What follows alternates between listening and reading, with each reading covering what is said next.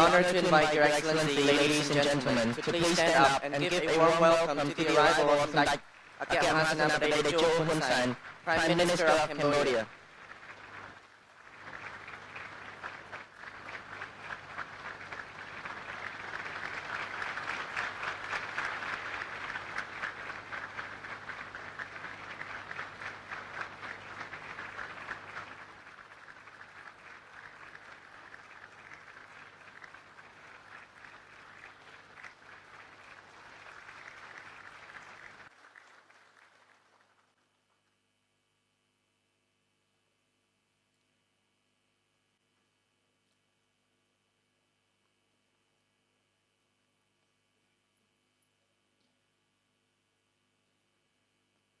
Ningខ្ញុំមានកិត្តិយសដ៏ខ្ពង់ខ្ពស់បំផុតសូមគោរពសម្ដេចអគ្គមហាសេនាបតីតេជោហ៊ុនសែននាយករដ្ឋមន្ត្រីនៃព្រះរាជាណាចក្រកម្ពុជានិងអង្គពិធីទាំងមូលជាទីគោរព I would like to convey my highest respect to Samdech Akek Mahasenapadai Techo Hun Sen, Prime Minister of Cambodia, Excellency, ladies and gentlemen. សូមស្វាគមន៍ពិធីអបអរសាទរការជ្រើសតាំងសម្ដេចអគ្គមហាសេនាបតីតេជោហ៊ុនសែននាយករដ្ឋមន្ត្រីនៃព្រះរាជាណាចក្រកម្ពុជាជាឯកអគ្គរដ្ឋទូតសុចន្ទៈពិភពលោកសម្រាប់វិស័យទេសចរនិងគោលដៅនៃការអភិវឌ្ឍប្រកបដោយចីរភាពនិងជលភាពរាជធានីភ្នំពេញជារាជធានីនៃវប្បធម៌និងទេសចរពិភពលោក Welcome to the congratulatory ceremony on the nomination of Samdech Techo Prime Minister as the Global Ambassador for Tourism and Sustainable Development Goals, and the award of Phnom Penh World Capital of Culture and Tourism. ជាកិច្ចចាប់ផ្ដើមនៃកម្មវិធីនេះខ្ញុំមានកិត្តិយសដ៏ខ្ពង់ខ្ពស់បំផុតសូមគោរពអញ្ជើញសម្ដេចតេជោហ៊ុនសែននាយករដ្ឋមន្ត្រីគណៈអធិបតីនិងអង្គភិបទាំងមូលមេត្តាក្រោកឈរដើម្បីគោរពភ្លេងជាតិនៃព្រះរាជាណាចក្រកម្ពុជា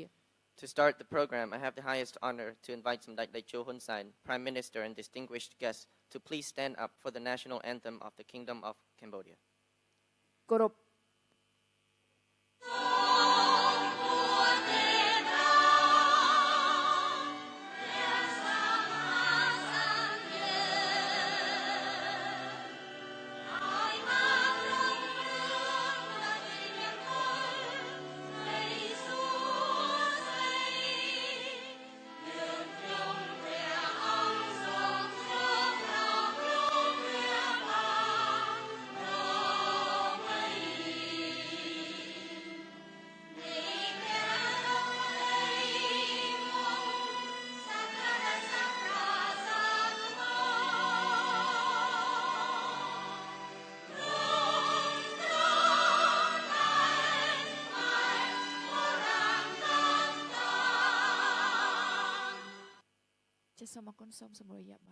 Thank you, and please be seated.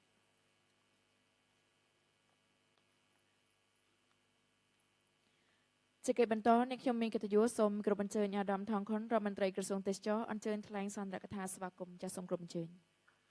Next, I have the honor to invite His Excellency Thong Khon, Minister of Tourism, to deliver his welcome speech.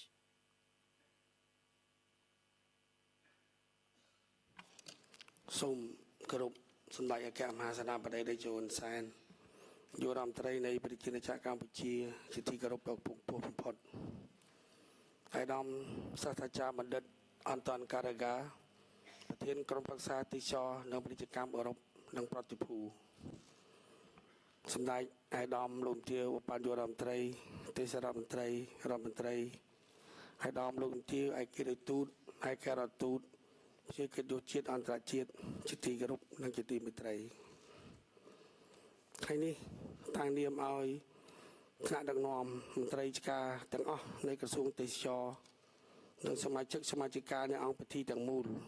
និងខ្លួនចំបាប់ផ្ទាល់ខ្ញុំបាទសូមសម្ដែងនូវសេចក្តីសោមនស្សរីករាយប្រកបដោយមោទនភាពនិងកិត្តិយសដ៏ខ្ពង់ខ្ពស់បំផុតដោយសម្ដេចអគ្គមហាសេនាបតីតេជោហ៊ុនសែននាយករដ្ឋមន្ត្រីនៃព្រះរាជាណាចក្រកម្ពុជាបានឆ្លៀតឱកាសដ៏មមាញឹកក្នុងបេសកកម្មបម្រើប្រទេសជាតិនិងប្រជាជនអញ្ជើញជាអធិបតីដ៏ខ្ពង់ខ្ពស់ក្នុងពិធីអបអរសាទរការជ្រើសតាំងសម្ដេចតេជោនាយករដ្ឋមន្ត្រីជាឯកអគ្គរដ្ឋទូតសុចន្ទៈពិភពលោកសម្រាប់វិស័យទេសចរនិងគោលដៅនៃការវត្តប្រកបដោយចីរភាពនិងជ័យលាភីរាជធានីភ្នំពេញ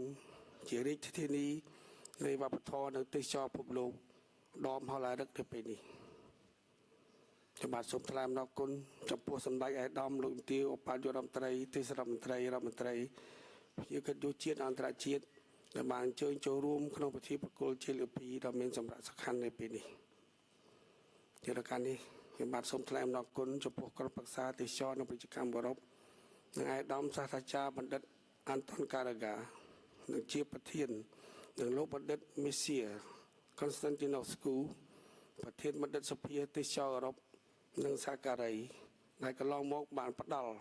រង្វាន់ជូនប្រជាកម្ពុជាជាគោលដៅទេសចរល្អបំផុតលើពិភពលោកនិងបានបោះឆ្នោតជាឯកច្ឆន្ទជ្រើសតាំងសម្ដេចតេជោនាយករដ្ឋមន្ត្រី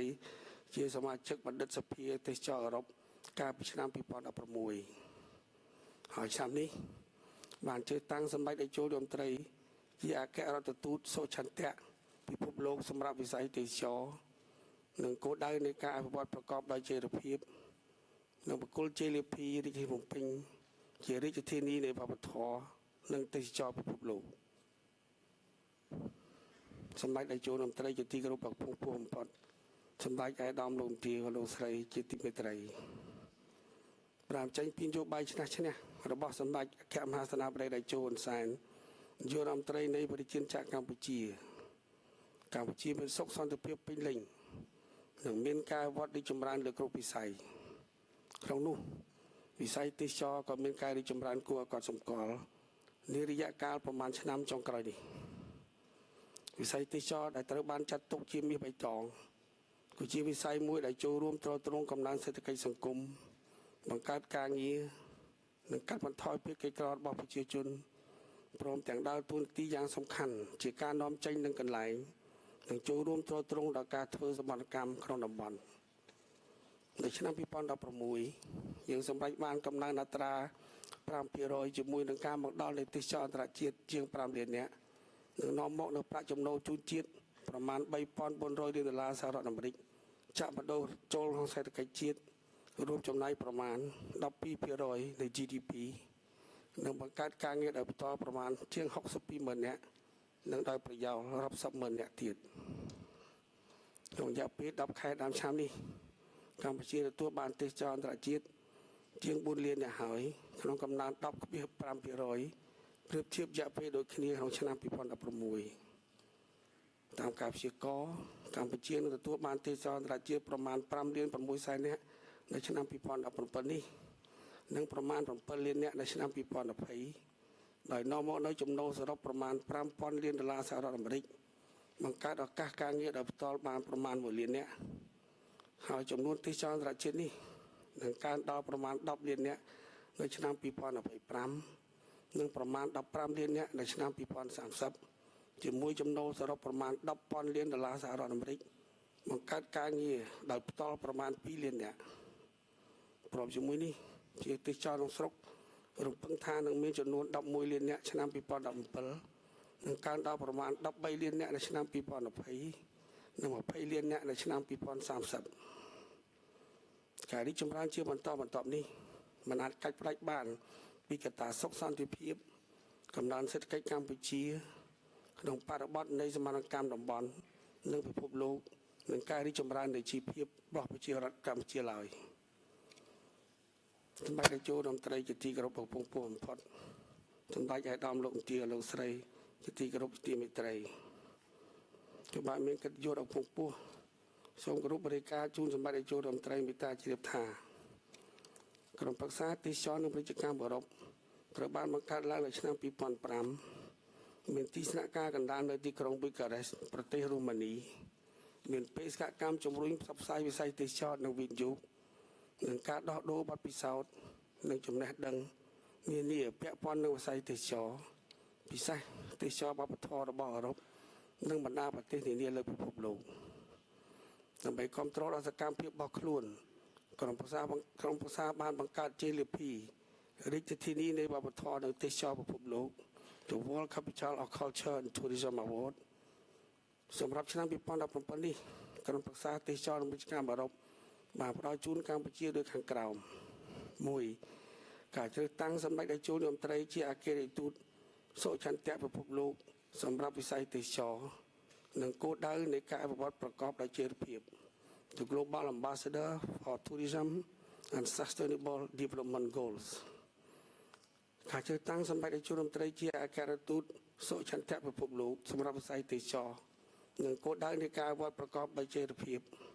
ដែលគោលដៅអវត្តប្រកបដោយចីរភាពឆ្នាំ2030គឺជាកម្មវិធីដ៏សំខាន់របស់អង្គការសហប្រជាជាតិ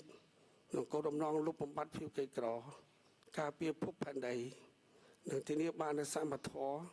និងភាពស្គមស្កើងសម្រាប់មនុស្សគ្រប់គ្នាការជ្រើសតាំងនេះគឺជាការទទួលស្គាល់ផ្ដោតលើតម្លៃទស្សនវិស័យដឹកនាំរបស់សម្ដេចតេជោក្នុងការការពារនិងថែរក្សាធនធានវប្បធម៌និងធម្មជាតិនិងការលើកស្ទួយវិស័យទេសចរជាមួយនឹងការរក្សានូវសុខសន្តិភាព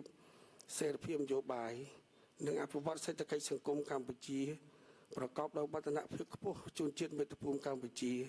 ដែលជាមូលដ្ឋានគ្រឹះសម្រាប់ការឆ្ពោះទៅសម្រេចបាននូវគោលដៅអភិវឌ្ឍប្រកបដោយចីរភាពឆ្នាំ2030ក៏ដូចជាការឈានទៅសម្រេចបានកម្ពុជាជាប្រទេសដែលមានចំណូលមធ្យមកម្រិតខ្ពស់នៅឆ្នាំ2030ដើម្បីសម្រេចបាននូវចក្ខុវិស័យនិងទស្សនៈដ៏វែងឆ្ងាយក្នុងការវិស័យទេសចរកម្ពុជាពិសេសជាគោលដៅទេសចរប្រកបដោយនិរន្តរភាពនិងការទទួលខុសត្រូវចូលរួមដល់ការសម្រេចបាននូវគោលដៅអភិវឌ្ឍប្រកបដោយចីរភាពឆ្នាំ2030រដ្ឋាភិបាលកម្ពុជាក្រោមការដឹកនាំឆ្លៀសវៃប្រកបដោយកិច្ចបណ្ឌិតរបស់សម្ដេចនាយករដ្ឋមន្ត្រីបានដាក់ចេញច្បាប់ស្តីពីទេសចរគោលនយោបាយជាតិទេសចរផែនការយុទ្ធសាស្ត្រអភិវឌ្ឍវិស័យទេសចរឆ្នាំ2012-2020និងបទដ្ឋានគតិយុត្តគ្រប់គ្រងជាច្រើនក្នុងនោះយើងក៏មានចលនាប្រឡងប្រណាំងទីក្រុងស្អាតរមណីយដ្ឋានស្អាតសេវាល្អបរិស្ថានកិច្ចល្អជាស្នូលក្នុងការជំរុញនិងបង្កើនប្រសិទ្ធភាពនៃការអនុវត្តគោលនយោបាយនិងផែនការយុទ្ធសាស្ត្រអភិវឌ្ឍវិស័យទេសចរប្រកបដោយនិរន្តរភាពនិងបរិយាបន្នតាមរយៈនៃទិសដៅយុទ្ធសាស្ត្រទាំងនេះបានឆ្លុះបញ្ចាំងយ៉ាងច្បាស់ពីកិច្ចខិតខំប្រឹងប្រែងនៃការបដិញ្ញាចិត្តរបស់រដ្ឋាភិបាលកម្ពុជាក្នុងការចាប់យកឱកាសនៃការរីកចម្រើនវិស័យទេសចរកម្ពុជាឲ្យក្លាយជាឱកាសមាសឆ្ពោះទៅសម្រេចបាននូវគោលដៅអភិវឌ្ឍប្រកបដោយចីរភាពឆ្នាំ2030ដូចខាងក្រោមមួយគឺឱកាសសម្រាប់កំណើនប្រកបដោយបរិយាបន្នជាក់ស្ដែងសម្ដេចតេជោបានដាក់ចេញនូវចលនាប្រឡងប្រណាំងរង្វាន់សម្ដេចតេជោរដ្ឋមន្ត្រីសម្រាប់ធុរកិច្ចបៃតងក្នុងវិស័យទេសចរការជំរុញអភិវឌ្ឍសហគមន៍ទេសចរអេកូទេសចរជាដើមឡើយ2ឱកាសសម្រាប់ផ្ដល់ការងារកាន់តែប្រសើរនិងសមរម្យពីវិស័យទេសចរ3ឱកាសសម្រាប់ការពារនិងអភិរក្សធនធានវប្បធម៌និងធម្មជាតិតាមរយៈការប្រើប្រាស់នៅចំណូលបានមកវិស័យទេសចរបម្រើឲ្យការអភិរក្សអភិវឌ្ឍដើម្បីអភិរក្សអភិរក្សដើម្បីអភិវឌ្ឍជាក់ស្ដែងចំណូលបានមកវិស័យទេសចរត្រូវបែងចែកនិងចូលរួមដល់កិច្ចការពារនិងអភិរក្សបេតិកភណ្ឌវប្បធម៌និងធនធានធម្មជាតិ4ឱកាសសម្រាប់បណ្ដុះនៅគំនិតនិងបេះដូងនៃសេចក្តីស្រឡាញ់មាតុភូមិតាមរយៈការគាំទ្រឲ្យមានដំណើរកំសាន្តរបស់ប្រជាពលរដ្ឋជាទេសចរក្នុងស្រុក5ឱកាសសម្រាប់ការចែករំលែកនិងបែងចែកផលប្រយោជន៍ប្រកបដោយសមធម៌ដល់ប្រជាពលរដ្ឋនៅមូលដ្ឋានតាមរយៈវិស័យទេសចរ2ចំពោះការផ្ដល់ជាលទ្ធិទទួលស្គាល់ភ្នំពេញជារាជធានីវប្បធម៌និងទេសចរពិភពលោក The World Capital of Culture and Tourism Award ពាក់ព័ន្ធនឹងជ័យលាភីរាជធានីភ្នំពេញជារាជធានីវប្បធម៌និងទេសចរពិភពលោកក្នុងមកដល់បច្ចុប្បន្នមានទីក្រុងចំនួន12ហើយដែលទទួលបានជ័យលាភីនេះជាអាចឆ្នាំ2008ទីក្រុងអាប៊ូដាប៊ីនៃ United Arab Emirates ឆ្នាំ2009ទីក្រុងឌូបៃនៃ United Arab Emirates 2010ទីក្រុង Port of Spain នៃប្រទេស Trinidad 2011ទីក្រុង Dusby នៃប្រទេស Tajikistan 2012ទីក្រុង Ashgabat នៃប្រទេស Turkmenistan 2012ទីក្រុង Rabat នៃប្រទេស Morocco 2013ទីក្រុង Baku នៃ Azerbaijan 2014ទីក្រុង Hara នៃ Zimbabwe 2015ទីក្រុង Tbilisi 2014ដែរទីក្រុង Almaty ប្រទេស Kazakhstan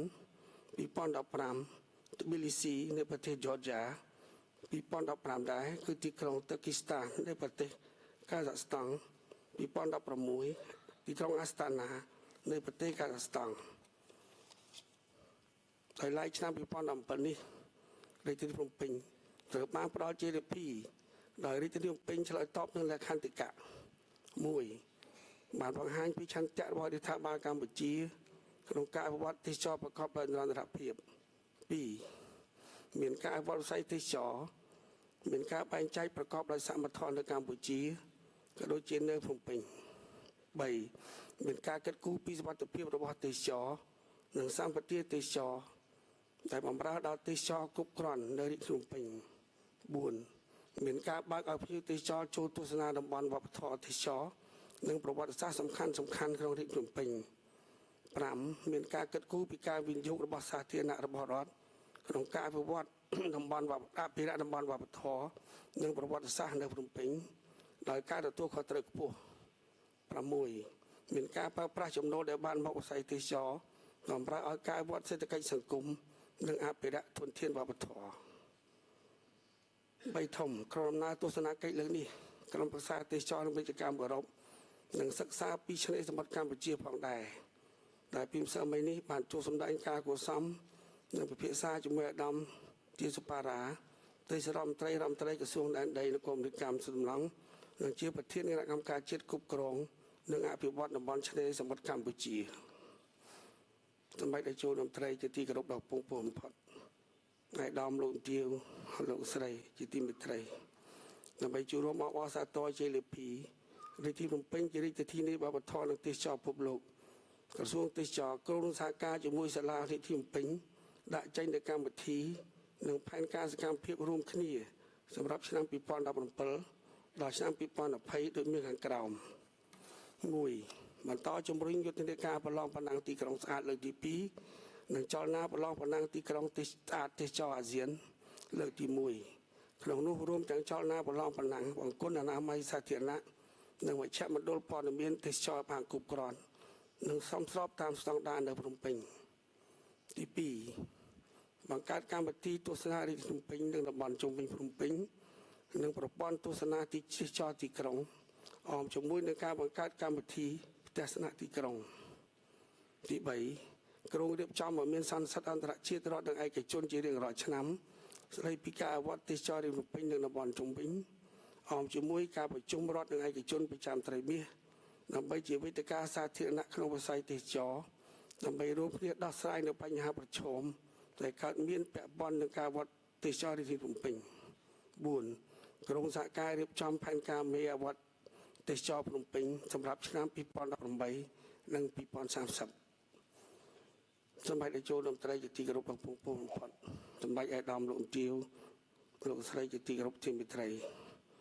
ខ្ញុំបានមានកិត្តិយសរបស់ពងពោះសូមគោរពជម្រាបជូនថាពិធីអបអរសាទរនេះមានការចូលរួមពីក្រសួងស្ថាប័នអាជ្ញាធរសមត្ថកិច្ចពាក់ព័ន្ធប្រតិបត្តិការទេសចរយុវជន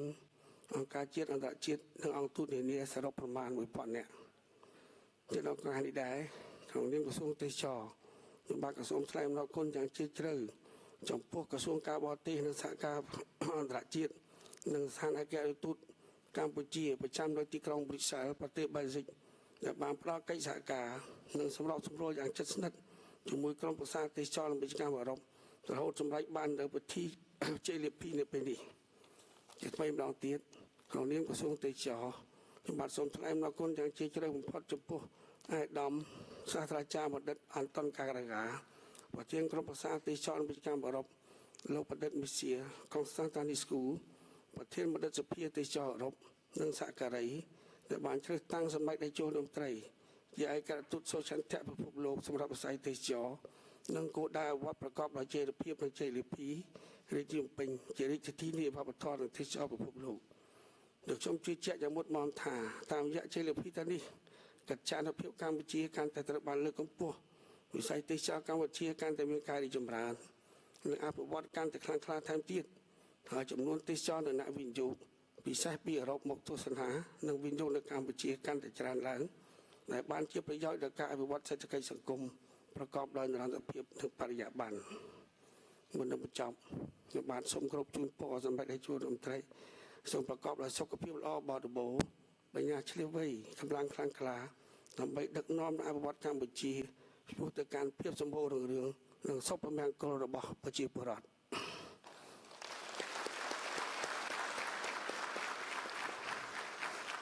ជាទីបញ្ចប់ខ្ញុំបានសូមគោរពជូនពរសម្ដេចហេតុដល់លោកជំទាវលោកស្រីនាងកញ្ញាទោះបានតែពុទ្ធពរ4ប្រការគឺអាយុវណ្ណៈសុខៈពលៈកំបីគ្លៀងគ្លាឡើយសូមអរគុណ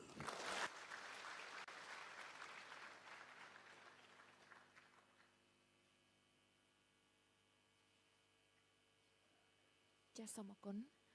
ចាសជាកិច្ចបន្តនេះខ្ញុំមានកិត្តិយសសូមគោរពអញ្ជើញអាដាមសាស្ត្រាចារ្យបណ្ឌិត Anton Caragea ប្រធានក្រុមប្រឹក្សាទេសចរនិងពាណិជ្ជកម្មអឺរ៉ុបអញ្ជើញថ្លែងសេចក្តីប្រកាសអបអរសាទរការជ្រើសតាំងសម្ដេចតេជោនាយករដ្ឋមន្ត្រីជាឯកអគ្គរដ្ឋទូតសុចន្ទៈពិភពលោកសម្រាប់វិស័យទេសចរនិងគោលដៅនៃការអភិវឌ្ឍប្រកបដោយចីរភាពចាសសូមគោរពអញ្ជើញ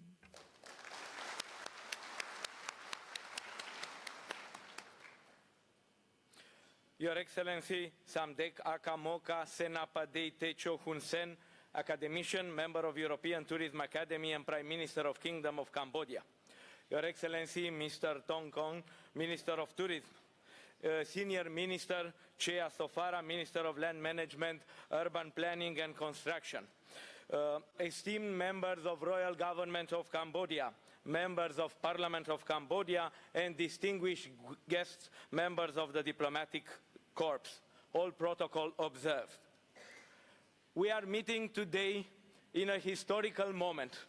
in a moment when we are making the nomination of the newest global ambassador for tourism and sustainable development. វិស័យទេសចរនិងគោលដៅនៃការអភិវឌ្ឍប្រកបដោយចីរភាពសម្រាប់សម្ដេចអគ្គមហាសេនាបតីតេជោហ៊ុនសែននាយករដ្ឋមន្ត្រីនៃប្រជាជាតិកម្ពុជា វ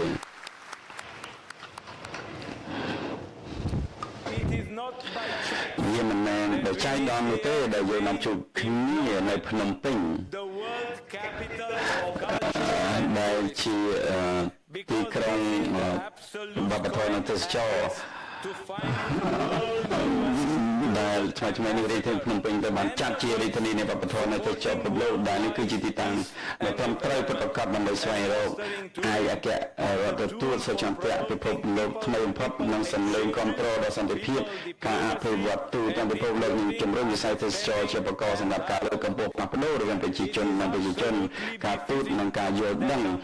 និងការសន្ទនាយ៉ាងជ្រាលជ្រៅវាពិតជាសមហេតុផលដែលប្រទេសកម្ពុជានឹងជួយសហគមន៍អន្តរជាតិឲ្យមានសម្លេងក្នុងការអភិវឌ្ឍនិងសន្តិភាពហើយប្រជាជនខ្មែរផ្ដល់ឲ្យយើងនៅគំរូដ៏ល្អឥតខ្ចោះក្នុងការកសាងពិភពលោកថ្មីមួយដែលប្រសើរជាងមុន It is not the first time when the world is looking for Cambodia to leadership and to a path of glory and growth. 14 centuries ago, we looked in awe to the Khmer Empire for guidance for a world example of civilization. Angkor became a university for all the people of Asia and Indochina. From here spring up giant temples, powerful legends about daring gods protecting humanity. Here was carved the delicate art of dance that will charm and entice the world, known as Apsara dance, and will become known across the ages as the Khmer civilization, and will make Cambodia a beacon of culture and life in the world. Prime Minister Hun Sen is the son of this proud history, and in my long discussion with him, I always appreciated his interest and desire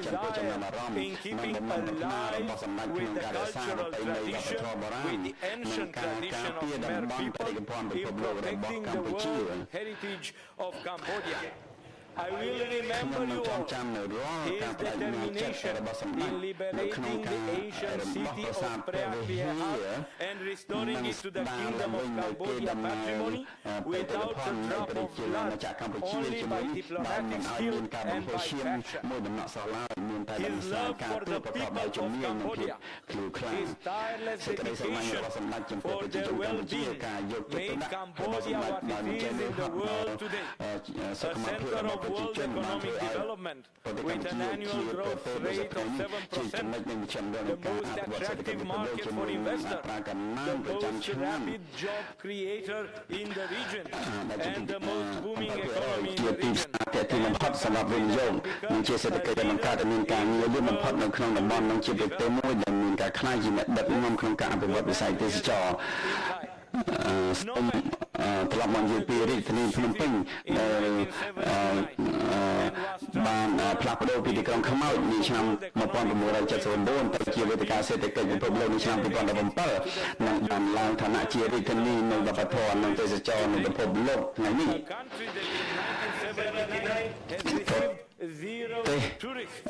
ដែលនៅឆ្នាំ1979គឺគ្មានទេសចរម្នាក់មកលេង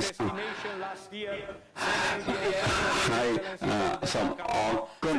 ដោយសារកិច្ចខិតខំប្រឹងប្រែងរបស់សម្ដេចអគ្គមហាសេនាបតីដូចជាជោហ៊ុនសែនហើយដែលបានប្រែក្លាយទៅជាប្រជាណាចក្រអច្ឆរិយៈហើយដែលមានទេសចរជាង4លានអ្នកមកដល់នេះមកដល់មកទស្សនានៅកម្ពុជានៅថ្ងៃនេះគឺដោយមានការព្រួយផ្ដើមនឹងពីការដឹកនាំដ៏ឆ្លៀវវៃរបស់រដ្ឋាភិបាលកម្ពុជារបស់សម្ដេចតេជោហ៊ុនសែនហើយកម្ពុជាបានមានកំណើនទេសចរជាង1លានកន្លះពីមួយឆ្នាំទៅមួយឆ្នាំហើយនឹងមានចំនួនទេសចរដល់ជាង5លានអ្នកនេះគឺជាកំណើនទេសចរដ៏ខ្លាំងបំផុតហើយនឹងធ្វើឲ្យប្រទេសកម្ពុជាមានកំណើនទេសចរខ្លាំងជាងគេនៅក្នុងពិភពលោកនៅឆ្នាំ2016អញ្ចឹងសូមអបអរសាទរចំពោះកំណើនដ៏ល្អនេះរបស់ប្រជាណាចក្រកម្ពុជា This is the true calling card for a នេះគឺជារឿងមួយដែលជាការពិតសម្រាប់តបទី21អ្វីដែលសំខាន់គឺមានទំហំនៃទឹកដីឬក៏អ្វីដែលនៅលើក្រដាសនោះទេតែនេះគឺជាការងារដែលយើងធ្វើកន្លងមកយូរមកហើយនឹងជាផ្នែកមួយនៃសកម្មភាពការងាររបស់សម្ដេចដែលបានធ្វើកន្លងមកហើយតាមរយៈការបោះឆ្នោតប្រកបដោយសេរីតាមប្រយុទ្ធធម៌ប្រជាជនកម្ពុជាបានបង្ហាញនៅចេតនារបស់ខ្លួននិងគ្រប់គ្រងចក្ខុវិស័យរបស់សម្ដេចហ៊ុនសែននេះជាសក្ខីភាពនៃការផ្ដល់ទំនុកចិត្តដល់សម្ដេចឥឡូវនេះយើងមានកិត្តិយសដែលបានបោះឆ្នោតឲ្យសម្ដេចនាយករដ្ឋមន្ត្រីហ៊ុនសែនហើយដែលជាអ្នកបង្កើតឲ្យមានសេរីភាពនៅប្រទេសកម្ពុជាហើយយើងសង្ឃឹមថាឥឡូវនេះយើងផ្ដល់ទំនុកចិត្តដល់សម្ដេចដល់សម្ដេចគឺជាឯកអគ្គរដ្ឋទូតឆក់ឆន្ទៈពិភពលោកដែលជាអ្នកមានចក្ខុវិស័យវែងឆ្ងាយក្នុងនយោបាយនៃការអភិវឌ្ឍប្រកបដោយនិរន្តរភាពនេះ I must emphasize ខ្ញុំគួរតែសង្កត់ធ្ងន់ថាការទទួលស្គាល់ជាឯកអគ្គរដ្ឋទូត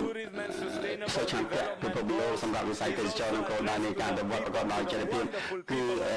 ក៏ជាតម្លៃមួយរបស់ប្រជាជនកម្ពុជាដែរហ៊ុនសែនត្រូវបានបោះឆ្នោតឲ្យជាប់ដោយសេរីត្រឹមត្រូវយុត្តិធម៌ប្រកបដោយប្រជាធិបតេយ្យដោយកម្ពុជា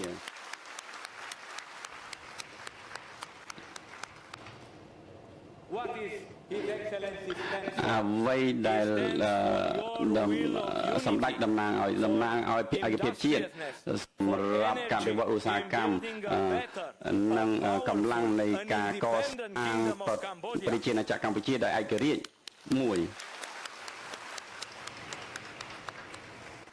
You are the marvelous people of Cambodia that we come to កម្ពុជាគឺជាអស្ចារ្យណាស់ដែលយើងផ្ដល់កិត្តិយសនៅថ្ងៃនេះ Last year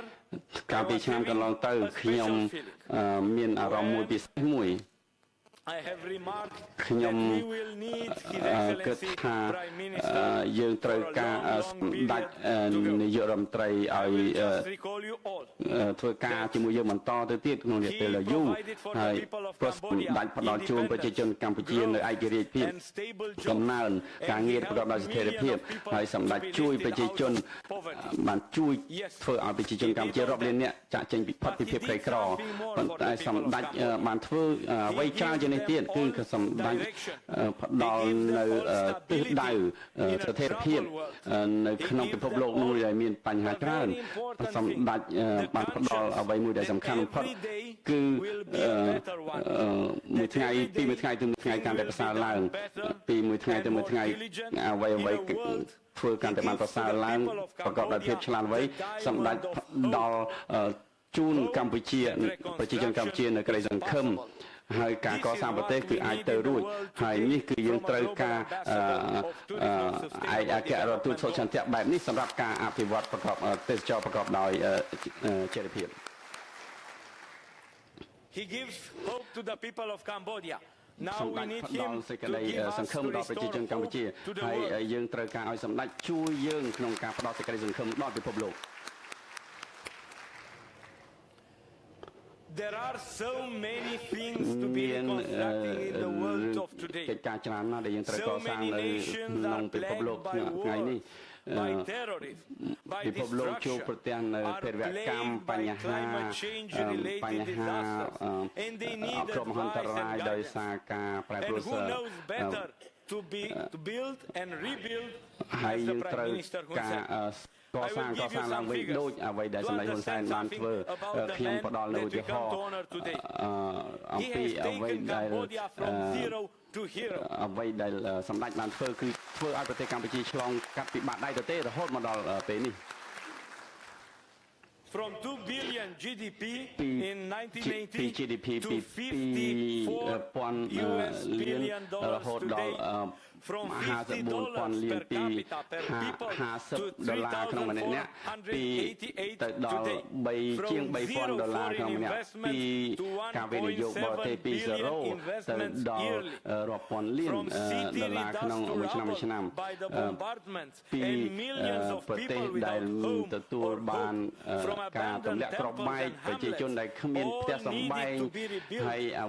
be restored in the country. And with no help, the government led by Prime Minister Hun Sen created this miracle, the បានធ្វើ Cambodian ឲ្យ miracle. កម្ពុជាមានលក្ខណៈអច្ឆរិយបែបនេះគឺដោយសារស្នាដៃរបស់សម្ដេច We are having today យើងនៅ the ថ្ងៃនេះ shining កំពុង example តែមានឧ of ទាហរណ៍មួយដ៏ Cambodia. ត្រចះចង់អំពីកម្ពុជានៅថ្ងៃនេះ Before our eyes, នៅក្នុងខ្សែភ្នែករបស់យើង absolutely, គឺ they are, and you are describing the best qualification, the best job description and credential for a future global កា ambassador រ for មានសេច tourism ក្តី and សង្ឃឹម sustainable ជាមួយនឹង development ឯកអគ្គរដ្ឋទូតសុខសន្តិពិភពលោកសម្រាប់វិស័យទេសចរនិង It's គោល a ដៅនៃ country ការអភិវឌ្ឍ that ប្រ is កបដោយចរិត rapidly ភាព modernizing, that has become a ហើ center យ of encounter កម្ពុជាបាន and ខ្លាយទៅជា dialogue ចំណុចក for ណ្ដាលមួយ all the នៃការពិ people ភាក្សា of គ្នា the សម្រាប់ world. ប្រជាជនទាំងអស់គ្នា All នៅ that ក្នុង we have ពិភពលោក come to be ហើយ transformed គ្រប់ in an គ្នា example of development ដែល that is ត្រូវចូលរួមក្នុងការអភិវឌ្ឍ generously ប្រកបដោយ opened the និ gates រន្តរ for all the ភាព nations in ហើយ search of យើងបើក cultural ចំហ enlightenment, in ដល់ search of ពិភព historical លោក research, in ចំពោះ search ការ of ស្រាវ patrimony ជ្រាវ exploration. ចំពោះការស្រាវជ្រាវ Phnom ផ្នែក Penh, the ទេស city ចរ where និងវប្ប is ធម៌ភ្នំពេញ today a center of world គឺ diplomacy, ជា where ចំណុ crises ច are settled, ផ្ដោតនៃ where ពិភពលោក statesmen are finding new ways for នៅពេលដែល cooperation. It's a យើ center ង of អាចផ្ដល់ innovation. ជូន It's នៅ a center កិច្ចសហ of ប្រតិកម្ម inventivity. It's a place ក្នុង where ថ្នាក់អ tradition ន្តរ and ជាតិ new, where ហើយជា culture and កន្ technology លែងមួយ are ដែល blending in a perfect way. វប្បធម៌ទេសចរ This និងបច្ចេកវិទ្យា is the មាន true ការ calling រីកចម្រើននេះ card. គឺជា This is what we are ការមួយដែលយើង calling អាច a leader of លេងបាន 21st century, នេះគឺជា for global ស្នាដៃស្នាដៃនាំនៅ ambassador for ស tourism តវត្ស and ទី sustainable development goals. 20នេះគឺជាស្នាដៃរបស់ I ឯ will កអគ្គរដ្ឋទូត just សុខ say សន្តិពិភពលោក that សម្ in រាប់ a វិស័យទេសច recent, រ in a recent ហើយ declaration, His ខ្ញុំសូមនិ Excellency យាយថា Prime នៅ Minister កាល Hun ពី Sen សេចក្តី said that ប្រ he កាស is contemplating in staying in the ចុងក្រោយ service នេះ of សម្ the ដេចហ៊ុន nation សែន for at least 10 more years. ថានឹងបម្រើប្រជាជនកម្ពុជាប្រហែលជា2អាណត្តិទៀតប្រហែលជា10ឆ្នាំទៀតចឹងតែយើងត្រូវការសម្ដេចប្រហែលជា2ទសវត្សរ៍ទៀតដើម្បីជួយឲ្យមានការសម្រេចបាននៅគោលការណ៍អភិវឌ្ឍប្រកបដោយចរន្តភាពនិងធ្វើឲ្យពិភពលោកកាន់តែប្រសើរឡើងយើងត្រូវការសម្ដេច2ទសវត្សរ៍ទៅទៀត Your Excellency, អាដាម we need you until 2030 for global development ការវត្តមានរបស់សម្ដេចរហូតដល់ឆ្នាំ no discussion. 2030 សម្រាប់ការអភិវឌ្ឍទេសចរប្រកបដោយចរន្តនិរន្តរភាពបាទរហូតដល់ឆ្នាំ 2030 សម្ដេច Your Excellency, ហើយសម្ដេច Samdeka សម្ដេច Kamoha Sena Padei កែ Tejo មហា Hun Sen, បតីតេជោហ៊ុន member សែ of ន the Academy. We សមាជិក entrust នៃ you with the responsibility of global ambassador for tourism and sustainable development goals. ទូ And ទី we ឲ្យ are kindly សម្ដេចជា reminding ឯ your ករដ្ឋទូត commitment សុចន្ទៈយើងសូម support ប្រាជ្ញា the humanity, គ្រប់គ្រង to មនុស្ស leave ជាតិ no one behind ដោយមិន and no one excluded, កុំឲ្យមាន to build ការ a ផាត់ better ចេញអ្នកណា world ម្នាក់ for us all. យើងកសាងពិភពលោក These ឲ្យ are the កាន់តែប្រសើរឡើង bonds that unite us. គឺ These are ជា the bonds that give us រឿងដែល forth to ធ្វើ our ឲ្យយើងរួមរំ aspiration, គ្នា to ឲ្យ our យើងមានគំនិតរួមគ្នា belongings. And this is the និង language នេះ of គឺជាភា humanity សា and របស់ human មនុស្សជាតិ dignity. This is និង the សេចក្តីថ្លៃ language ថ្នូ of រ an របស់មនុស្ស ambassador ជាតិនេះ for គឺជាភាសា tourism រ and របស់ sustainable ឯករដ្ឋ development ទូត goals. ឆន្ទៈ Prime ពិភពលោក Minister សម្រាប់ Hun វិស័យ Sen, ទេសចរ the world សម្ដេច recognizes ហ៊ុ you ន as សែន the new ពិភព global លោកទទួល ambassador ស្គាល់ for tourism ឯកឧត្តម and រឿងតែងតាំ sustainable ង development សម្ដេច goals. ជា May ឯ you ក lead រដ្ឋ us ទូត in សុ the ចន្ right ទៈពិភព direction. លោកសូមសម្ដេចដឹកនាំពួកយើងទៅក្នុងផ្លូវត្រូវ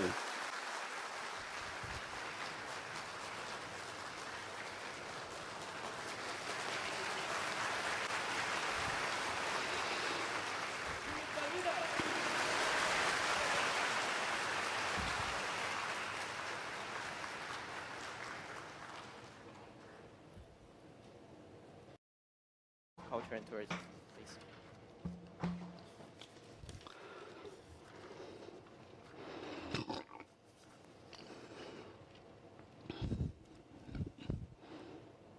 Your Excellency, គោរពសម្ដេចអគ្គមហាសេនាបតីតេជោហ៊ុនសែន Prime Minister នាយករដ្ឋមន្ត្រី of Kingdom នៃ of ព្រះរាជា Cambodia. ណាចក្រកម្ពុជាជាទីគោរព Your Excellency, Mr. សូមគោរព Thong ឯកឧត្តម ថងខុន Minister of Tourism. រដ្ឋមន្ត្រីក្រសួងទេសចរ Esteemed members of សមាជិកសមាជិកានៃ Royal រាជ Government រដ្ឋាភិបាល of កម្ពុជា Cambodia, members of the សមា Parliament, ជិកសមាជិកានៃរដ្ឋសភា និងសមាជិកសមាជិកានៃអង្គទូត dear guests, ជាទីគោរព all ភ្ញៀវ protocol កិត្តិយសទាំងអស់ observed. ជាទីមេត្រី Today is ថ្ងៃ a នេះ historical day. គឺជា It's ថ្ងៃ the ប្រវត្តិ day សាស្ត្រ when we inscribe the name មួយ of ជាថ្ងៃដែល another យើងបានដាក់បញ្ចូលឈ្មោះរាជធានីគំរូមួយទៀតទៅក្នុងបញ្ជីរាជធានីនៃវប្បធម៌និងទេសចរពិភពលោក In carving up the World Capital of Cultural and Tourism program 11 years ago, European Tourist Academy and European Council on Tourist and Trade set for themselves the ambitious task of establishing a world list of cities and regions that are encompassing the legacy of humanity, that are harboring tradition and costumes unique or hosting natural treasures considered to be of outstanding and universal value. We are ensuring their presence in the lifetime so we and the future generations can enjoy the world's patrimony, wealth, and its variety. The international community must much more support the activity of promoting the heritage, which is central to our civilization, and this is the main role of the World Capital of Culture and Tourism designation. During the last years, the World Capital of Culture and Tourism program enlarged and enriched his focus, becoming a part of the agenda for humanity and the part of the Sustainable Development Goal agenda, being part and parcel of the global efforts destined to eradicate inequalities, ensure growth, develop education, and cultural opportunities for all, and supporting investment and development and integration policies where there are more needed. From an essential global cultural and tourism program, we have evolved in a line with the world commitments and concerns onto a world-level development program. On this note, I must salute the government of Kingdom of Cambodia commitment to fulfilling the agenda of 2030 for Sustainable Development Goal of the United Nations, and for ensuring that Phnom Penh is and contributes to a place for a development creativity, encouragement of free enterprise and initiative and inclusiveness for all who come here in this beautiful city. Inscribing Phnom Penh as a world capital of cultural destination, we recognize the culture and history are not resource consuming, but they are major economic and development factors that help countries to develop and enrich themselves in more ways than just simple economical values. Culture is undoubtedly a fundamental part of our life, is making your life, our identity as facilities, our encounters, our dialogue, and it helps to share experiences, to search for unknown territories, to go farther and farther, to inscribe in our fiber and define us and makes us human. Registering Phnom Penh as world capital of culture and tourism, we are taking up of the government of Prime Minister Academician Hun Sen. Academician Hun Sen commitments and incredible achievements of the last 30 years in carving cultural heritage protection programs, in ensuring a permanent growth in the quality of patrimony protection and consolidation, in ensuring the preservation and fostering of religious traditions and cultural and traditional activities. Today, Phnom Penh is fulfilling the trademark of what we are calling the cultural landscape, marked by the existence of mixed properties, blending natural properties and cultural properties. It designates areas where there has been a harmonious interaction between man and nature over a long period, linked to a particular culture, which provides evidence to a traditional way of life in which nature and culture are profoundly interlinked. Cultural landscapes are described in Article 1 of the Convention concerning the protection of the world cultural and natural heritage as representing a combined work of nature and man. Phnom Penh is such a generous area, encompassing the natural setting provided by the confluence of the three rivers, the mighty Mekong, the Passac, and the Tonle Sap, the world unique river that is flowing upwards the stream for the 6 months in a year. The perfect natural landscape has become the settle of a rich cultural city that encompasses religious monuments and heritage treasures like Wak Walom in the 1445 shrine built for a sacred hair of the Buddha and considered the seat of Cambodia Buddhism, who will be celebrated 575 years of continuity and uninterrupted religion activities. Another landmark is the famous Wat Nom, built in 1372 and restored and reconstructed in several years after that, and has become a symbol of the capital city Phnom Penh and regularly used for prayer, small offerings, and mediation. It is a special church place connected with the legendary figure of Grandmother Pen, and from 15th century, from King Poneayat built the capital in Phnom Penh around his sacred mountain and used for keeping the cremated ashes of the king. The mountain of Wat Phnom has been transformed in the last 700 years in a place that is uniting Buddhist statues of the Angkorian era with an art craft from the medieval and modern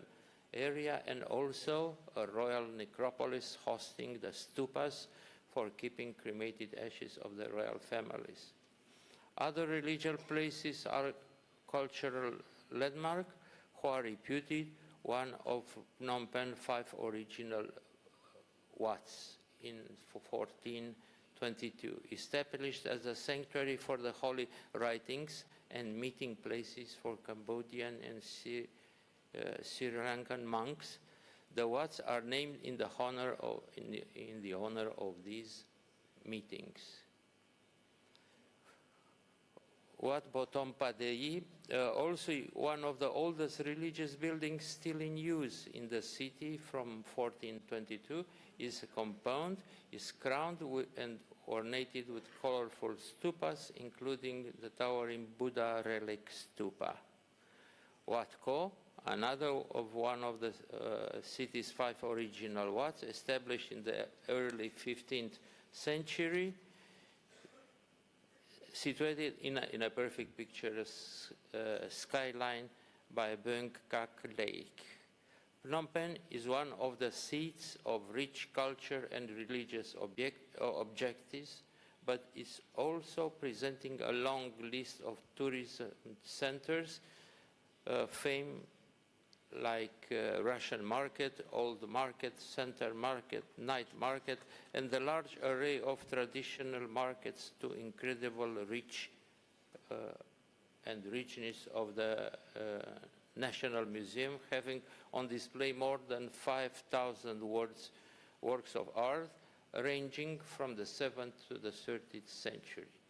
Treasures including sculptures, 19th century dance costumes, royal barges, etc. I will just note on the line of incredible cultural potential of Phnom Penh, the fact that the National Museum of Cambodia was voted as a world favorite museum for the incredible treasure encompassing more than 14,000 priceless artifacts, and for the perfect way that they are displayed and admired by the visitors for this message of culture. Phnom Penh is far from being just a huge open repository of temples, stupas, places, and incredible museum.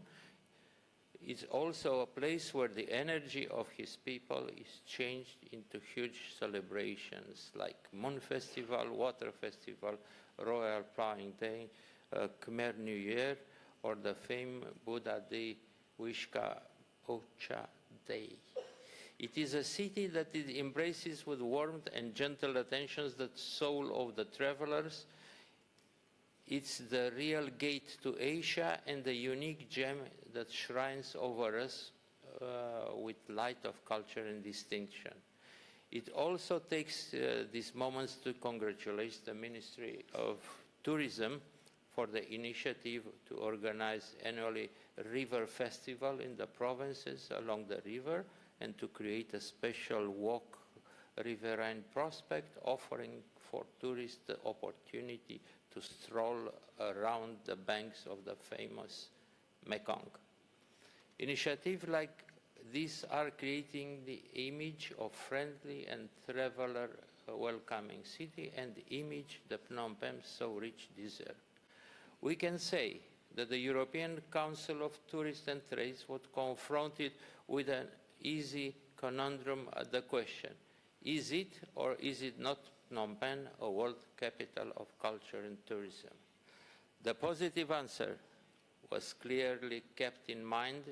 the impressive history of the city, the enormous cultural and heritage potential of Phnom Penh, and the plans put in place by the government of Her Excellency Prime Minister Hun Sen in order to carve out an better future for the people of the city and for those who are coming to share the life of the gem of Asia, the incredible Phnom Penh, the city of waters, the gift of Cambodia to the world. Your Excellency, Prime Minister of the Royal Government of Cambodia, Academician Hun Sen, it is my privilege to hand over to Your Excellency as the most representative leader of the people and tourism of Kingdom of Cambodia, the award for Phnom Penh, the world capital of culture and tourism. Thank you.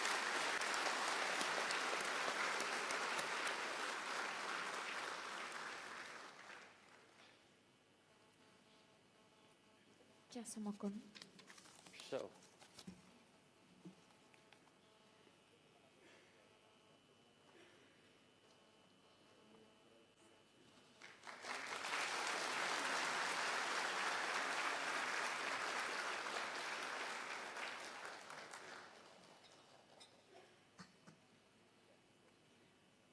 ចាសជាកិច្ចបន្តនេះខ្ញុំមានកិត្តិយសដ៏ខ្ពង់ខ្ពស់បំផុតសូមគោរពអញ្ជើញសម្ដេចតេជោហ៊ុនសែន ប្រឹក្សាទេសចរនិងពាណិជ្ជកម្មអឺរ៉ុបសម្ដេចឯកឧត្តមលោកជំទាវអស់លោកស្រីជាជាតិអន្តរជាតិថ្ងៃនេះខ្ញុំមានសេចក្តីរាយដែលបានមកចូលរួមពិធីអបអរសាទរទទួលជ័យលាភីរាជធានីភ្នំពេញជារាជធានីនៃវប្បធម៌និងទេសចរពិភពលោកអមជាមួយនឹងការជ្រើសតាំងខ្ញុំជាអគ្គរដ្ឋទូតសុឆន្ទៈពិភពលោកសម្រាប់វិស័យទេសចរនិងគោលដៅនៃការអភិវឌ្ឍប្រកបដោយចីរភាពឆ្លៀតក្នុងឱកាសនេះខ្ញុំសូមវាយតម្លៃខ្ពស់និងថ្លែងអំណរគុណចំពោះក្រុមប្រឹក្សាទេសចរនិងពាណិជ្ជកម្មអឺរ៉ុបដែលបានគាំទ្រនិងជឿជាក់លើកម្ពុជាហើយកន្លងមកធ្លាប់បានជ្រើសរើសកម្ពុជាជាគោលដៅទេសចរល្អបំផុតលើពិភពលោកឆ្នាំ2016ថ្ងៃនេះកម្ពុជាបានទទួលបានកិត្តិយសបន្ថែមទៀតដោយក្រុមប្រឹក្សាសម្រាប់ផ្ដល់ជូនជ័យលាភីថ្មីមួយទៀតដល់កម្ពុជាគឺរាជធានីភ្នំពេញជារាជធានីនៃវប្បធម៌និងទេសចរពិភពលោកនិងការជ្រើសតាំងខ្ញុំជាអគ្គរដ្ឋទូតសុឆន្ទៈពិភពលោកសម្រាប់វិស័យទេសចរនិងគោលដៅនៃការអភិវឌ្ឍប្រកបដោយចីរភាពទន្ទឹមនឹងនេះខ្ញុំសូមថ្លែងអំណរគុណយ៉ាងជ្រាលជ្រៅជូនចំពោះឯកឧត្តមសាស្ត្រាចារ្យបណ្ឌិត Anton Caragea ប្រធានក្រុមប្រឹក្សាទេសចរនិងពាណិជ្ជកម្មអឺរ៉ុបនិងសហការីដែលបានពិនិត្យសម្រេចផ្ដល់នៅជ័យលាភីប្រកបដោយអត្ថន័យនិងខ្លឹមសារដ៏ជ្រាលជ្រៅដែលនឹងជួយដល់ការផ្សព្វផ្សាយទេសចរនិងការអភិវឌ្ឍទេសចរកម្ពុជាឲ្យកាន់តែមានសន្ទុះរីកចម្រើនខ្លាំងថែមទៀតខ្ញុំក៏សូមយកឱកាសនេះដើម្បីថ្លែងអំណរគុណជាមួយនឹងសន្ទរកថាដ៏មានតម្លៃដែលជាសន្ទរកថាលើកទឹកចិត្តចំពោះខ្ញុំក៏ដូចជាប្រជាជនកម្ពុជាពីសំណាក់ឯកឧត្តមបណ្ឌិតសាស្ត្រាចារ្យ Anton Caragea អំបញ្ញមិញនេះហើយខ្ញុំនឹងខិតខំធ្វើនៅអ្វីៗសពបែបយ៉ាងដោយដែលអាដាមចង់បាន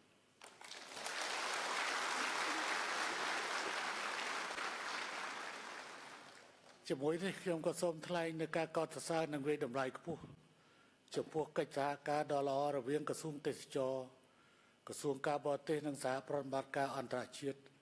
និងក្រុមប្រឹក្សាទេសចរនិងពាណិជ្ជកម្មអឺរ៉ុបដែលបានរៀបចំពិធីអបអរសាទរជ័យលាភីនេះឡើងដោយជោគជ័យដោយឡែកខ្ញុំសូមវាយតម្លៃខ្ពស់ចំពោះកិច្ចខិតខំប្រឹងប្រែងរបស់ក្រសួងទេសចរដែលបានបំពេញភារកិច្ចប្រកប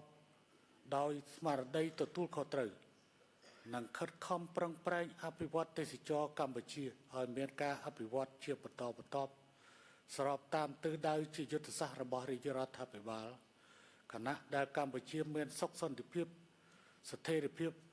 សន្តិសុខសណ្ដាប់ធ្នាប់ពេញលេញនិងមានការរីកចម្រើនលើគ្រប់វិស័យសម្ដេចឯកឧត្តមលោកជំទាវអស់លោកស្រីប្រជាណាចក្រកម្ពុជាពិតជាមានភ័ព្វសំណាងណាស់ដែលដូនតាបានកសាងប្រាសាទអង្គរដែលបានคล้ายទៅជាបេតិកភណ្ឌរបស់មនុស្សជាតិនិងជាអច្ឆរិយៈវត្ថុពិភពលោកប្រាសាទព្រះវិហារនិងប្រាសាទសម្បូរព្រៃគុក ដែលមានតម្លៃវប្បធម៌ជាសកលនិងមិនអាចកាត់ថ្លៃបានរបស់មនុស្សជាតិនិងប្រាង្គប្រាសាទបុរាណរាប់ពាន់នៅទូទាំងប្រទេសនិងធនធានធម្មជាតិដ៏សម្បូរបែបនិងប្លែកៗនៅតាមតំបន់ឆ្នេរសមុទ្រដងទន្លេបឹងបួភាពអច្ឆរិយៈនៃសត្វផ្សោតទន្លេមេគង្គតំបន់អេកូទេសចរទាំងឡាយភូមិខាងភូមិភាគឦសាននិងនេរដីបឹងទន្លេសាបភាពល្អឯកនៃទំនៀមទម្លាប់ប្រពៃវប្បធម៌ប្រពៃណីនិងភាពរស់រាយរាក់ទាក់ពីធម្មជាតិរបស់ប្រជាជនកម្ពុជាជាដើមដែលស័ក្តិសមនឹងការប្រសិទ្ធនាមជាលក្ខណៈអន្តរជាតិកម្ពុជាប្រជាណាចក្រអច្ឆរិយៈក្នុងន័យនេះកម្ពុជាបានកំណត់តម្លៃនៃវិស័យទេសចររបស់ខ្លួនជាទេសចរវប្បធម៌និងធម្មជាតិហើយបានកំពុងคล้ายខ្លួនคล้ายជាបេះដូងនិងគោលដៅទេសចរថ្មីមួយនៃតំបន់អាស៊ីនិងអាស៊ីអាគ្នេយ៍ដែលជាតំបន់កំពុងមាននិន្នាការរីកលូតលាស់យ៉ាងខ្លាំងផ្នែកទេសចរចំពោះមុខការធានាបាននៅសុខសន្តិភាពគឺជាកត្តាកំណត់សំខាន់ទន្ទឹមនឹងការយកចិត្តទុកដាក់អនុវត្តផែនការយុទ្ធសាស្ត្រគោលនយោបាយដែលយើងមានក្នុងន័យនេះខ្ញុំសូមដាក់ចេញនៅអនុសាសន៍គន្លឹះចំនួន3ក្នុងការអនុវត្តទេសចរកម្ពុជាឲ្យមានចីរភាពឆ្ពោះទៅសម្រេចគោលដៅអភិវឌ្ឍដោយចីរភាពឆ្នាំ2030ដែលក្នុងនោះរួមមានទី1សុខសន្តិភាពគឺជាកត្តាកំណត់នៃការបន្តរីកលូតលាស់លើគ្រប់វិស័យជាការពិតការទទួលស្គាល់ជាអន្តរជាតិនាពេលនេះត្រូវបានប្រារព្ធឡើងនៅក្នុងប្រទេសមួយដែលធ្លាប់បានឆ្លងកាត់សង្គ្រាមរ៉ាំរ៉ៃការសម្លាប់រង្គាលនៃរបបបល្ល័ង្កពូជសាសន៍និងការបែកបាក់ផ្ទៃក្នុងជាច្រើនទសវត្សរ៍ដែលកើតចេញពីការជ្រៀតជ្រែកពីសំណាក់មជ្ឈដ្ឋានខាងក្រៅមកក្នុងសង្គមកម្ពុជាពិសេសមនោគមវិជ្ជានៃនយោបាយសង្គ្រាមត្រជាក់តម្រាំទទួលបាននៅសុខសន្តិភាពការបង្រួបបង្រួមជាតិនិងភាពសុខដុមរមនាពេញលេញដោយពេលនេះ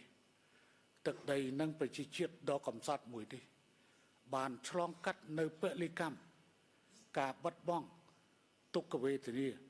និងសោកនាដកម្មដ៏ធំធេងនិងច្រើនលើសលប់ដែលមិនអាចនឹងកណនាឲ្យអស់សេចក្តីបានរហូតមកដល់ពេលនេះអ្វីត្បិតថាប្រទេសកម្ពុជានិងប្រជាជនកម្ពុជាទាំងមូលសម្រេចបាននៅសុខសន្តិភាពនិងការបង្រួបបង្រួមជាតិដ៏ពេញលេញនៅក្រោមដំបូលរដ្ឋធម្មនុញ្ញតែមួយព្រះមហាក្សត្រតែមួយអង្គនិងរាជរដ្ឋាភិបាលតែមួយ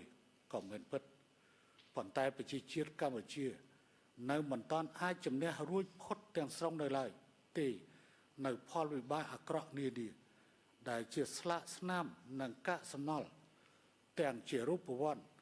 និងទាំងជាអរូបវន្តនៃសង្គ្រាមនិងសោកនាដកម្មពីអតីតកាលថ្មីកន្លងទៅនេះ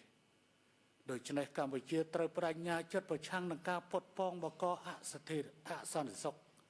និងធ្វើឲ្យបាត់បង់សន្តិភាពក្នុងនោះតម្លៃណាក៏ដោយពីព្រោះថាមានសន្តិភាពទៅមានការអភិវឌ្ឍទៅអាចសម្រេចបានតាមគោលដៅអភិវឌ្ឍប្រកបដោយចីរភាពឆ្នាំ2030បានខ្ញុំសូមបញ្ជាក់ថាអ្វីក៏ដោយมันអាចចាប់នៅក្នុងផ្ទៃនៃសង្គ្រាមបានទេការអភិវឌ្ឍលទ្ធិប្រជាធិបតេយ្យការគោរពសិទ្ធិមនុស្សនិងការអភិវឌ្ឍដទៃទៀតវាចាប់កំណើតតែក្នុងផ្ទៃនៃសន្តិភាពតែប៉ុណ្ណោះសូមក្រឡេកមើលទៅអតីតកាលរបស់កម្ពុជាហើយសូមក្រឡេកមើលទៅប្រទេសអ៊ីរ៉ាក់ទៅប្រទេសលីប៊ីប្រទេសស៊េរីនិងប្រទេសយេម៉ែនព្រមទាំងប្រទេសដទៃទៀតដែលកំពុងមានសង្គ្រាមតើទេសចរទាំងឡាយគេធ្វើដំណើរទៅទីនោះឬទេកុំភ្លេចថាការបោះឆ្នោតឬដំណើរការប្រជាធិបតេយ្យនិងសិទ្ធិមនុស្សវាកើតបានតែក្នុងពេលដែលប្រទេសមានសន្តិភាពតែប៉ុណ្ណោះ នៅពេលមានសង្គ្រាមលទ្ធិប្រជាធិបតេយ្យកុំថាដល់ទៅដំណើរការប្រជាធិបតេយ្យសូម្បីតែសិទ្ធិរស់រានមានជីវិតក៏គ្មានផងដូច្នេះនៅទីនេះខ្ញុំចង់សង្កត់ធ្ងន់ទៅលើកត្តាសន្តិភាពហើយរឿងនេះវាបានកើតចេញមកពីការជាក់ស្ដែងដែលបាននឹងកំពុងមាននៅលើពិភពលោកសពថ្ងៃនេះទី2ការបន្តរួមគ្នាដើម្បីជំរុញការអភិវឌ្ឍវិស័យទេសចរណ៍ដែលជាចលករជំរុញកំណើនសេដ្ឋកិច្ចជាតិជារួមយើងចាំបាច់ត្រូវធ្វើការគ្រប់គ្រងវិស័យទេសចរណ៍ឲ្យបានត្រឹមត្រូវនិងហ្មត់ចត់ដើម្បីទាញយកនៅគុណប្រយោជន៍ពីវិស័យទេសចរណ៍នេះឲ្យបានជាអតិបរមានិងបែងចែកផលពីកំណើនក្នុងវិស័យនេះដោយសមត្ថភាពសម្ដៅធានាឲ្យមានការចូលរួមពីគ្រប់ភាគីពាក់ព័ន្ធទាំងអស់ទាំងនៅក្នុងកិច្ចអភិវឌ្ឍនិងការបង្កើនផលប្រយោជន៍ពីវិស័យទេសចរនេះក្នុងន័យនេះខ្ញុំឯកភាពឲ្យក្រសួងទេសចររៀបចំផែនការយុទ្ធសាស្ត្រអភិវឌ្ឍទេសចរឆ្នាំ2018-2030អមជាមួយនឹងការរៀបចំឲ្យមានផែនការអភិវឌ្ឍទេសចរនៅតាមតំបន់គោលដៅទេសចរសំខាន់ៗរបស់កម្ពុជានិងឯកភាពពង្រឹងរចនាសម្ព័ន្ធនៃគណៈកម្មការអភិវឌ្ឍទេសចររាជធានីខេត្តឲ្យកាន់តែរឹងមាំថែមទៀតដោយជំរុញឲ្យមានការចូលរួមពីវិស័យឯកជននៅតាមមូលដ្ឋានពីព្រោះថាអភិបាលកិច្ចក្នុងវិស័យទេសចរនៅរាជធានីខេត្តគឺជាមូលដ្ឋានដើម្បីទ្រទ្រង់ការអភិវឌ្ឍទេសចរប្រកបដោយចីរភាពទី3យើងបន្តធានាឲ្យបាននៅទំនាក់ទំនងជាវិជ្ជមានរវាងវិស័យទេសចរនិងភពផែនដីឆ្ពោះទៅឆ្នាំ2030ធ្វើឲ្យអនាគតកាន់តែបៃតងក្រសួងទេសចរត្រូវបន្តសហការជាមួយស្ថាប័នពាក់ព័ន្ធ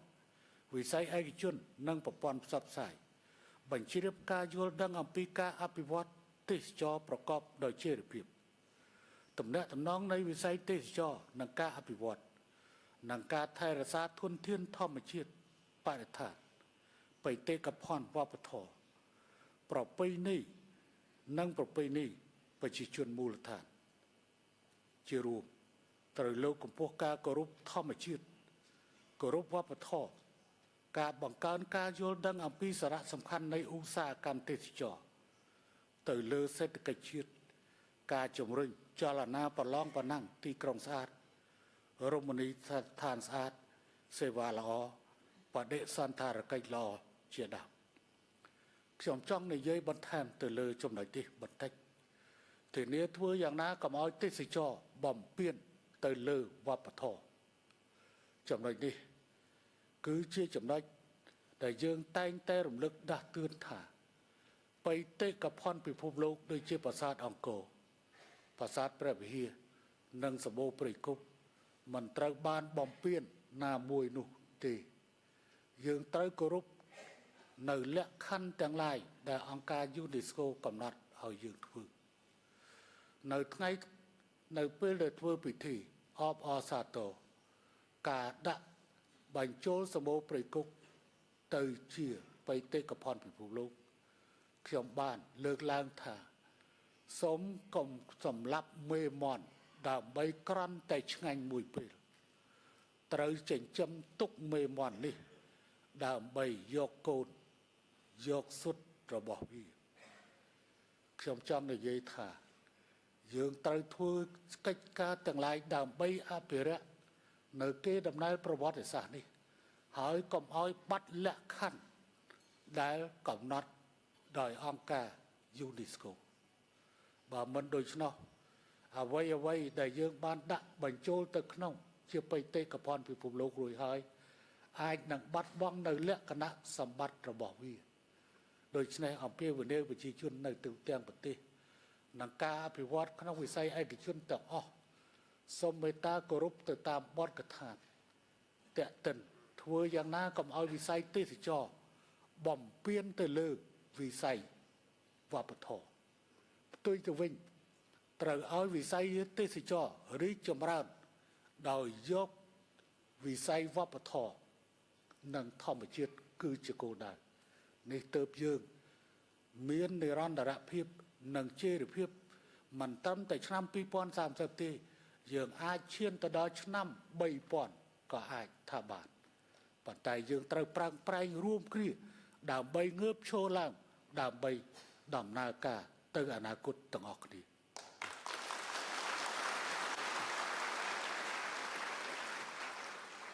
ចំណុចកលឹះទាំង3នេះនឹងផ្ដល់ជាមូលដ្ឋានសម្រាប់លើកកម្ពស់វិស័យទេសចរកម្ពុជាឲ្យមានការរីកចម្រើនបន្ថែមទៀតគាំទ្រដល់ការរីកលូតលាស់នៃវិស័យផ្សេងៗធានាដល់ការអភិវឌ្ឍសង្គមសេដ្ឋកិច្ចជាតិវប្បធម៌និងបរិស្ថានប្រកបដោយចីរភាពជាថ្មីមកទៀតខ្ញុំមានជំនឿយ៉ាងមុតមមថាតាមរយៈជ័យលាភីដ៏មានតម្លៃនេះព្រះរាជាណាចក្រកម្ពុជាក៏ដូចជារាជធានីភ្នំពេញនឹងក្លាយទៅជាគោលដៅទេសចរដែលផ្ដល់ភាពកក់ក្ដៅទាក់ទាញនិងផ្ដល់សុខុមាលភាពជូនដល់ភ្ញៀវទេសចរនិងបងប្អូនជនរួមជាតិនិងជាគោលដៅទេសចរបៃតងដ៏ទាក់ទាញជាមួយនឹងស្នាមញញឹមរស់រាយរាក់ទាក់ពីធម្មជាតិរបស់ប្រជាជនខ្មែរដែលរួមចំណែកកសាងកេរ្តិ៍ឈ្មោះនិងកិត្យានុភាពកម្ពុជាព្រះរាជាណាចក្រអច្ឆរិយៈលើឆាកអន្តរជាតិថ្ងៃនេះទីក្រុងភ្នំពេញបានទទួលនៅពានរង្វាន់ជាមួយនឹងការផ្ដល់គោរពងារឲ្យខ្ញុំជាអគ្គរដ្ឋទូតសុឆន្ទៈទាំងអស់នេះវាមិនមែនកើ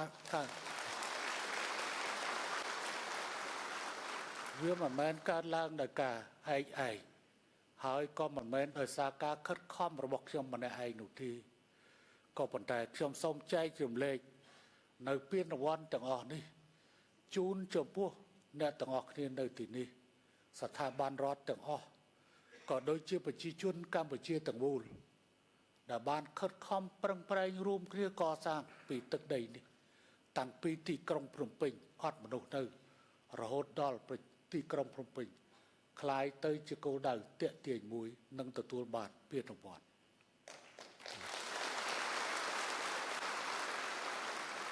ខ្លួនខ្ញុំគ្រាន់តែជាផ្នែកមួយនៃការដឹកនាំតែប៉ុណ្ណោះក៏ប៉ុន្តែជោគជ័យនេះដើម្បីទទួលបាននូវជោគជ័យនេះការចូលរួមនិងការគាំទ្រទាំងឡាយពីអតីតកាលក៏ដូចជាបច្ចុប្បន្នហើយនឹងបន្តឆ្ពោះទៅអនាគតកាលវាកាន់តែមានសារៈសំខាន់ខ្លាំងជាងទៀត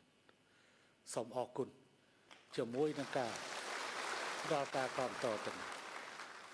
ជាទីបញ្ចប់ជាមួយនឹងការអបអរសាទរជ័យលាភីរាជធានីភ្នំពេញជារាជធានីនៃវប្បធម៌និងទេសចរពិភពលោកដ៏ត្រចះត្រចង់នេះនឹងការជ្រើសរើសខ្ញុំជាអគ្គរដ្ឋទូតសុឆន្ទៈពិភពលោកសម្រាប់វិស័យទេសចរនិងគោលដៅនៃការអភិវឌ្ឍប្រកបដោយចីរភាពខ្ញុំសូមជូនពរដល់ឯកឧត្តមសាស្ត្រាចារ្យបណ្ឌិត Anton Caragea ព្រមទាំងគណៈប្រតិភូជាន់ខ្ពស់សហការីទាំងអស់នៃក្រមប្រឹក្សាទេសចរនិងពាណិជ្ជកម្មអឺរ៉ុបសម្ដេចឯកឧត្តមលោកជំទាវលោកស្រីនាងកញ្ញានិងអង្គពិធីទាំងមូលសូមទទួលបាននូវពុទ្ធពរទាំង4ប្រការគឺអាយុវណ្ណៈសុខៈពលៈនិងបដិភេរៈកំបីគ្រឿងគ្រឿងដល់សូមអរគុណ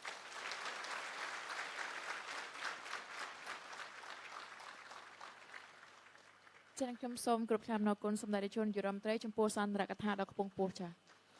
Thank you, Samdach Prime Minister, for your highest remarks.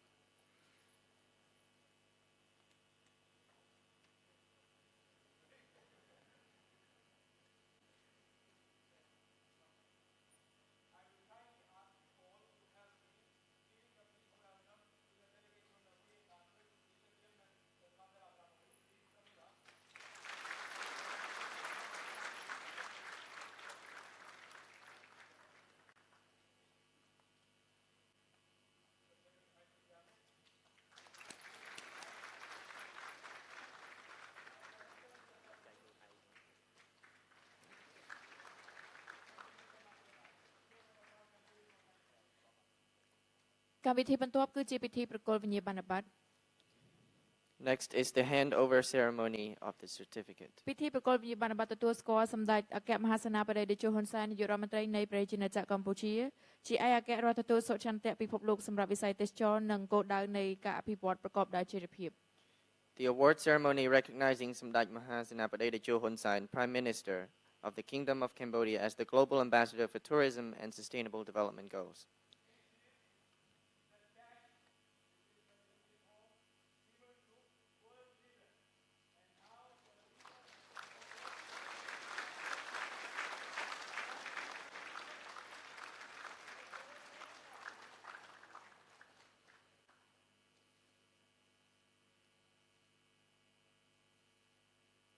Nick Chuming Kit Yosum Group and Chewing Adam Sataja Bandit Anton Caragea, Protein Complex Satishan as a peer up and chewing, but I'll get the York Procul Num Yabanabaja.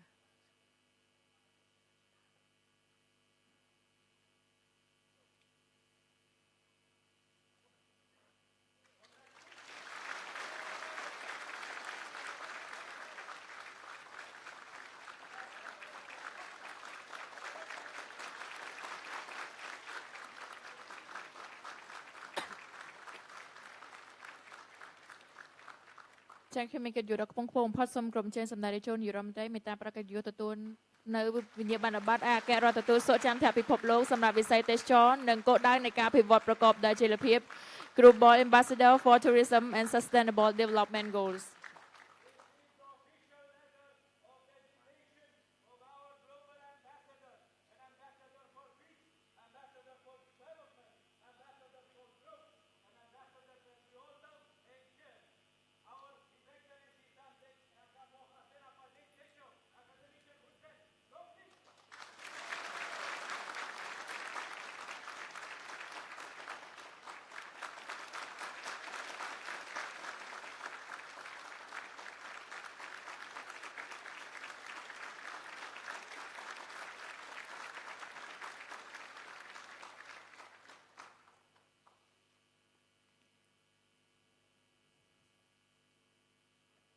ចា៎ខ្ញុំសូមគោរពថ្លែងអំណរគុណសម្ដេចរាជជននាយករដ្ឋមន្ត្រីដែលបានផ្ដល់កិត្តិយសដល់កំពង់ពោះទទួលនៅវិញ្ញាបនបត្រចា៎ខ្ញុំសូមអរគុណដល់អាដាមបណ្ឌិតសាស្ត្រាចារ្យជាកិច្ចបន្តនេះខ្ញុំសូមគោរពអញ្ជើញអាដាមបណ្ឌិតសាស្ត្រាចារ្យ Anton Caragea ប្រធានក្រុមប្រឹក្សាទេសចរនិងសភា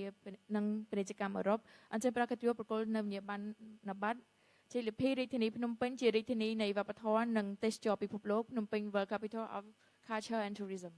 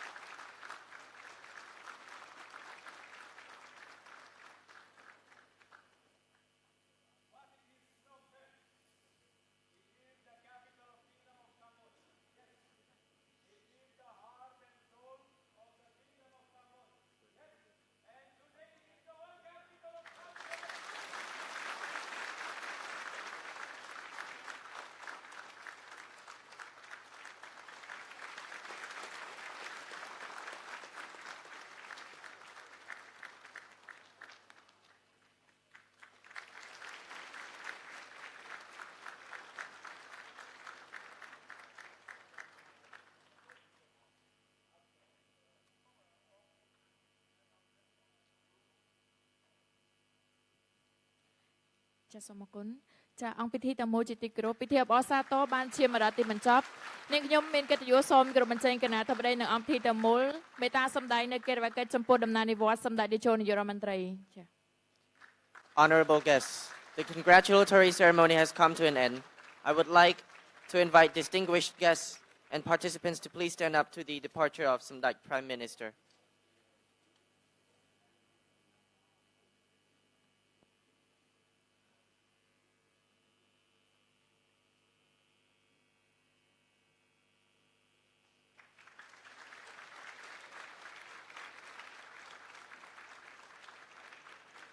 នេះខ្ញុំមានកិត្តិយសសូមគោរពថ្លែងអំណរគុណយ៉ាងជ្រាលជ្រៅចំពោះវត្តមានសម្ដេចអាដាមលោកជំទាវលោកស្រីអ្នកនាងកញ្ញានិងភ្ញៀវកិត្តិយសទាំងអស់ដែលបានអញ្ជើញចូលរួមនៅក្នុងអង្គវិធីនេះព្រឹកនេះសូមគោរពជូនពរភ្ញៀវកិត្តិយសទាំងអស់ឲ្យជួបនៅពុទ្ធពរទាំង4ប្រការគឺអាយុវណ្ណៈសុខៈពលៈនិងទទួលបានជោគជ័យ